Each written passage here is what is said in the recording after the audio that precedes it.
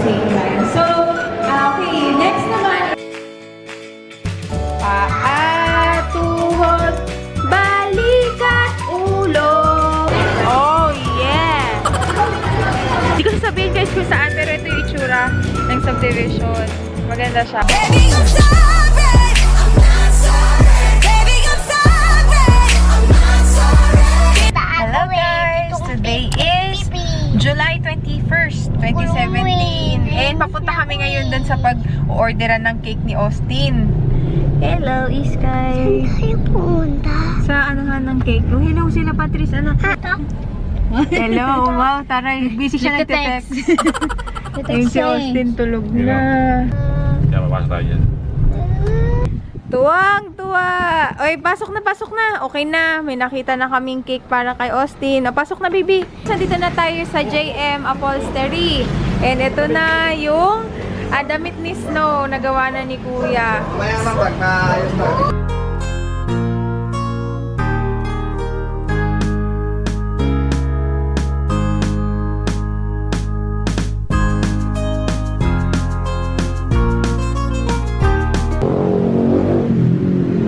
Oras na para kay Javi na mga paborito ng bata at ni Patrice. O, diba? Kita niyo naman. Kanya lahat yan. May sopas, may ice cream, may chicken. Patrice, hi! Oh, yeah!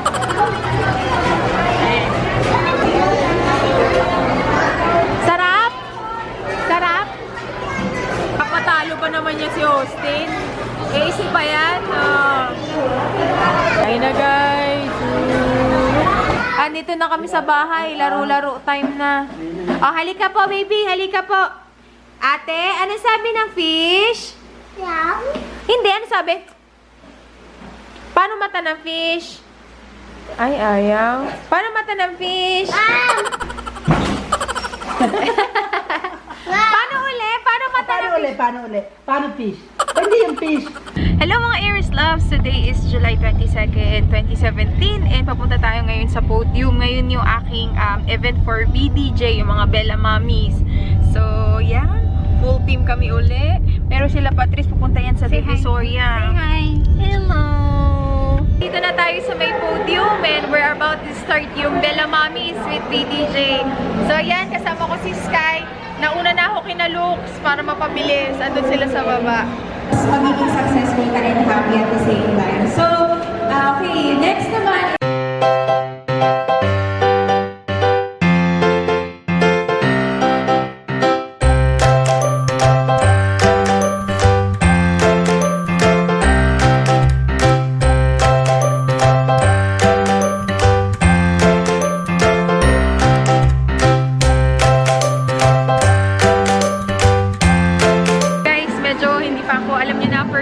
Mag-host, buti na lang nandito si Stephanie. Hello, Stephanie! Isa siya sa mga napili kong winners para mag-attend today. Thank you, Stephanie. Thank you rin po, Misaya siya. Thank you. Hey guys, I met Miss Susie po. Miss Susie. Hello! So, ayan. Eh, gusto niya shout out kapatid Ann. Hi, Miss Ann. Ito yung lagi kong tinitignan eh. Kasi ka bebe eh. Kasi first time ko talagang mag-host. Medyo palmakers. Ay, siya, promise. Magaling ba yun? Parang hindi naman po. Nagulat lang ako sa question and answer portion. Oo nga po eh. Kailangan po kasing basahin na. Thank you po, Mami Hello po. Thank you po. Thank you. Maraming salamat po. Hello po. Okay. Para matandaan ko yung mga mukha. Hello po. Ayan po lahat ng mga nagpunta. Thank you po. Salamat po. Ma'am, nagkakabae. Hello po. Tapos na yung ating event. Meron akong isang isang milestone sa akin. It's my first time to host an event. Medyo naging rough kasi hindi ako sanay, pero I'm very thankful sa opportunity and then sa experience with the BDJ team. And thank you so much BDJ. Ang dami kong natutunan. Sabi ko nga, I'm very thankful na napasama ako sa event na to kasi nagsalita yung mga inspiring na nanay doon. Tapos sinabi nila, shinare nila yung mga stories nila pagdating sa ma-manage ng time, ganyan. And thank you sa lahat na nagpunta, lalo na sa mga Aries Loves ko. Thank you. Na-witness nila yung aking first time mag-host. Grabe, nerve-wracking. May mga words pa doon na napagpapalit ko yung F, napagpapalit ko yung B, kasi sobrang kinakabahan ako. May mga words ako na hindi ko pa alam i-pronounce. Pero naging wake-up call sa kanya na read more, ganyan. So, thank you so much, Miss Jazz, and sa buong BDJ team. Maraming salamat. So, ngayon naman, kinakain ko lang. Nagpadala sa akin si BDJ ng cinnamon. Ang dami nito. Thank you so much. Tsaka ang dami rin nilang binigay na gift. I-haul ko na lang to sa bahay. Super dami. Thank you so much. And sa lahat ng na-meet ko ng mga BDJ mommies at saka sa mga Aries Loves, maraming salamat sa pagpunta.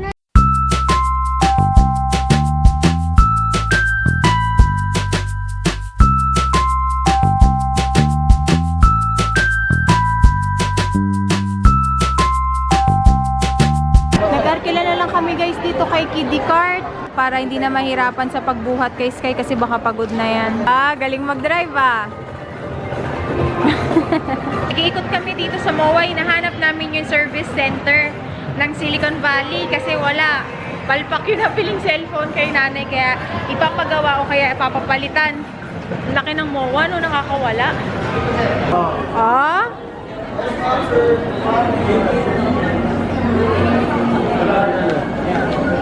Picture ka. Nakita ko sila sis. Hello! Sis Cherry. At saka po si Sis Joy and si T. Hello, sis. Dito kami sa may MOA. Nice meeting you, sis. Bye-bye. Yan, sabay lang kami dumating ng bahay. Sila galing Divisoria. Magkano yan, Ate Tin? 60 pesos. Oh, 60 pesos lang. Ang ganda. Yan, papakita ko sa inyo yung mga binili nila. G-Shock. Magkano to? 500? Pang mga loot bags. Magkano ito, ate? Ano mo na? 10 pesos, 15 pieces. Ay, yung sa pang loot bags. Ang cute. Magkano ito, ate? Ito rin, oh. Snake and ladder. 60 lahat yan. 60. Ang ganda. Ito, mga 10-10 lang daw para dun sa pabitin nila. Pwede na. 10. Cute. Dyan. Nakakita sila tuwalya. 150. Model mo, hindi pa rin masarado. I-haul ko na guys yung mga natanggap ko from BDJ. Mga cinnamon. Tapos, next naman ay Caronia. T-shirt. Tapos, mga pang pedicure, manicure. Excited ako yung Child's Health Journal. Dito lahat ilalagay para ito na lang yung dadalhin tuwing pupunta sa ospital. Nandito na lahat ng records niya. Meron din tayong products from Dermax Professional. Sunblock siya para sa mga bata. Mga products from Blushing Beauty. Pareha siyang whitening soap. Bello Baby. Ito excited akong gamitin siya kasi bagong products to from Bello. Jergens naman siya. Uy, wow. Ang laki. Original Beauty Lotion. Mild soap. At saka, meron tayong maliit na tickler. Mga bagong notebooks na pwede kong sulatan for my journal. Tsaka yung mga plans.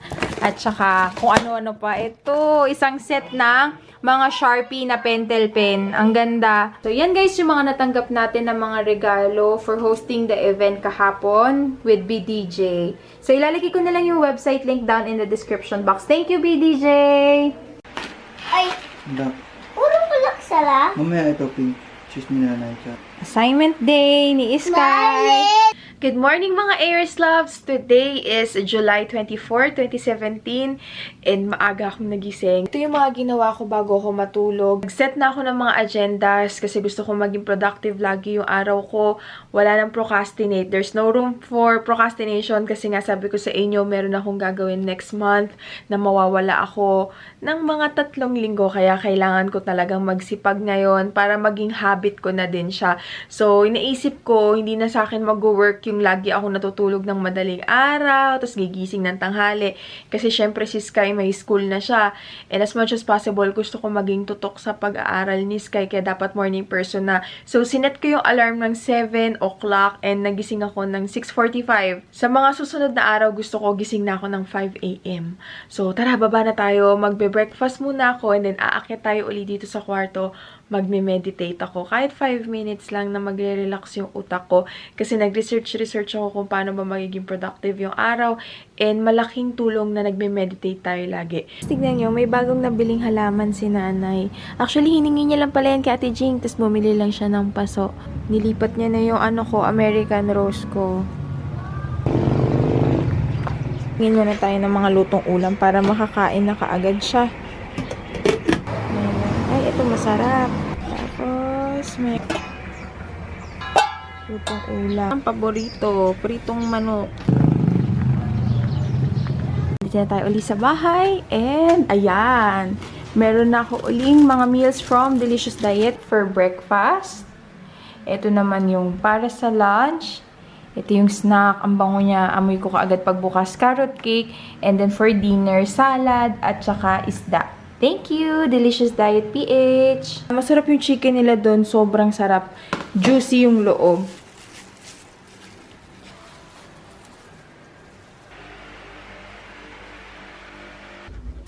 Okay, andito na tayo uli sa ating kwarto.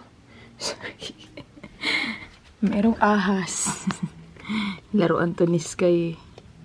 Ay, naku, ganyan pag may anak ka na. Kahit saan-saan ng parte ng bahay may laruan. Si Sky naglagay niya. Nagbabahay-bahayan siya. Diyan siya pumupunta sa ilalim. Ay, naku, Sky talaga.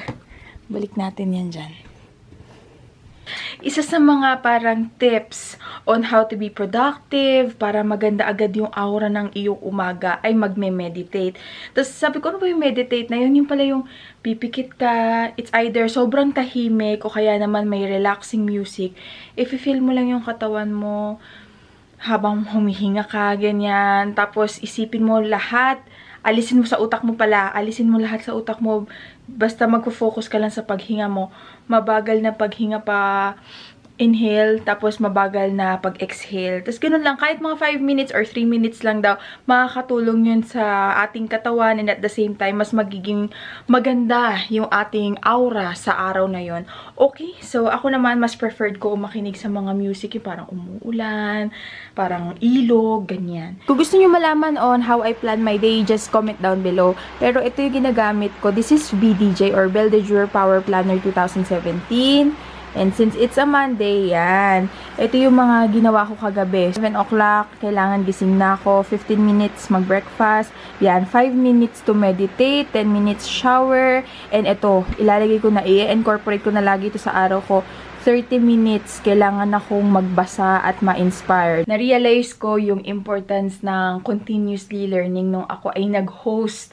First ever ko mag-host, sabi ko nga sa inyo doon sa BDJ. And somehow, medyo wake-up call na yun sa akin na parang, ay siya, read more. Kailangan mo talaga mag-aral. Kasi dati guys, not bragging, nung ako ay nagtatrabaho pa sa call center, tsaka nung nag-aaral ako nung college, okay na okay ako. I'm very confident to speak in English, ganyan. And although, siguro sabi ko nga sa sarili ko, ayos lang yan, Aisha, kasi first time mo rin naman mag-host ng event. Alam mo yun, sobrang medyo na-disappoint din ako sa sarili ko kasi may mga words ako doon na hindi ko na alam siyang i-pronounce or bago sa pandinig ko. And at the same time, napagpapalit ko yung F, yung P, yung mga ganun ba. And sabi ko, hindi dapat ako kakalawangin. I need to help myself. Kailangan kong magbasa, kailangan kong manood ng mga makakapagdagdag sa kaalaman ko. Kasi ayoko maging, alam niyo pa, yung term na ayoko mabobo. Kasi alam niyo na, lagi lang nandito sa bahay ako. Pero it's not an excuse para wag matuto. May mga libro, nandyan yung internet. Kaya kailangan continuously nag-aaral tayo. Dapat nilalamanan yung utak, pinapakain natin siya ng pinapakain ng mga kaalamanan.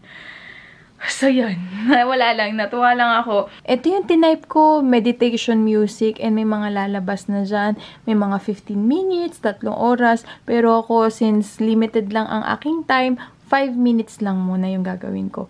Ito lang yung magsisilbing ilaw ko. Yung ating lampshade. Yan.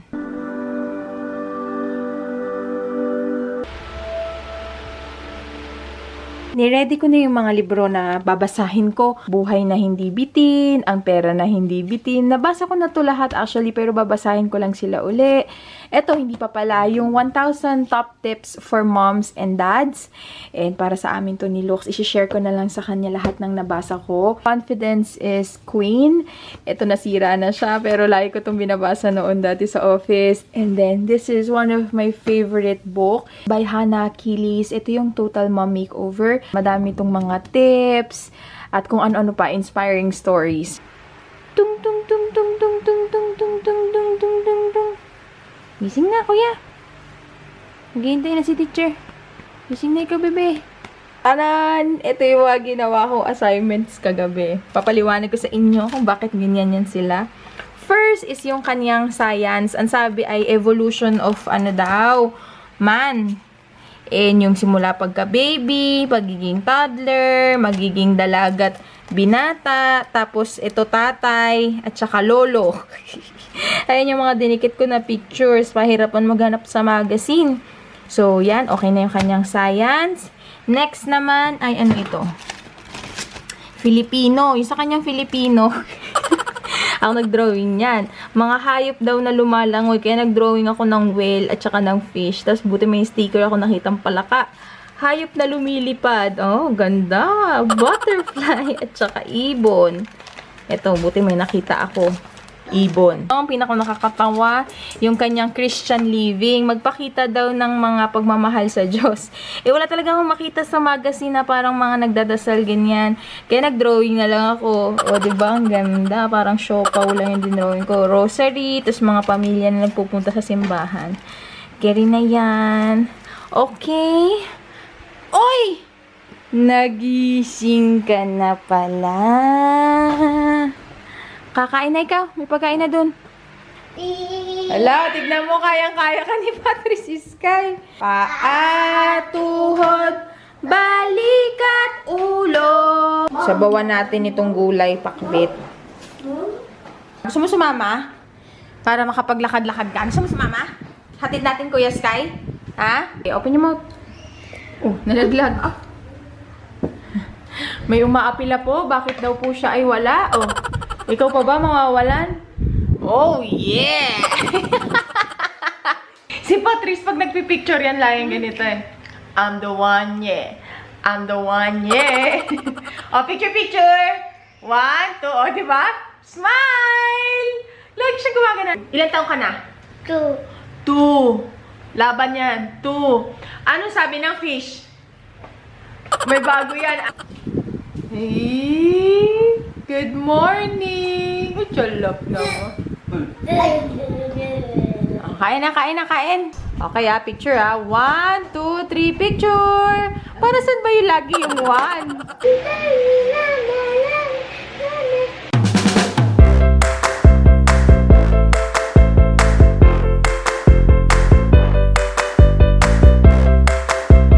Halika na, halika na.